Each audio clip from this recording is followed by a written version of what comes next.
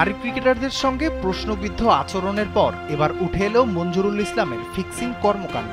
জ্যোতির বিরুদ্ধে রয়েছে অন্য ক্রিকেটারদের অভিযোগ এবং সিন্ডিকেট মাস্টারমাইন্ডের নামও উঠে এসেছে ক্রীড়া সাংবাদিক রিয়াসাত আজিমকে দেয়া এক সাক্ষাৎকারে। 2022 বিশ্বকাপে সাবেক ক্রিকেটার সোহেলি আক্তার জাতীয় দলের নারী ক্রিকেটার লতা মণ্ডলকে ফিক্সিংয়ের প্রস্তাব দেন। এই বিষয়ে টিম ম্যানেজার মঞ্জুরুল ইসলামকে জানালে তিনি ভয় দেখিয়ে চুপ থাকতে বলেন এবং অ্যান্টি করাপশন ইউনিটকে জানাতেও না করেন বলে জানিয়েছেন জাহানারা আলম। ক্রিকেটাররা যখন ঝামেলায় পড়েন তখন দায়িত্ব নিয়ে সমাধান দেন অধিনায়ক, কিন্তু জ্যোতি পুরোপুরি ভিন্ন। জাহানারা বলেন, ফিক্সিং প্রপোজালের পর জ্যোতি লতাকে একা রুমে ডেকে নিয়ে তিনিও চুপ থাকতে বলেন। জ্যোতির সঙ্গে ছিলেন নারী দলের সিনিয়র ক্রিকেটার ফারজানা হক পিঙ্কি।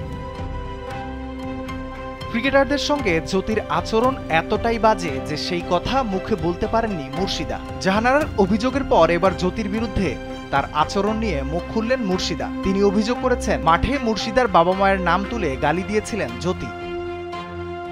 নারী দলের এই সিন্ডিকেটের পেছনে আছে আরও এক মাস্টারমাইন্ড ফায়াজ। মুর্শিদার অভিযোগ, নারী দলের বিদেশ সফরে ডে অ্যালাউন্সের টাকা 9-6 করতেন ফায়াজ। গ্রুপিং করে ক্রিকেটারদের একজনের কথা আরেকজনের কাছে বলতেন বলেও অভিযোগ করেন তিনি।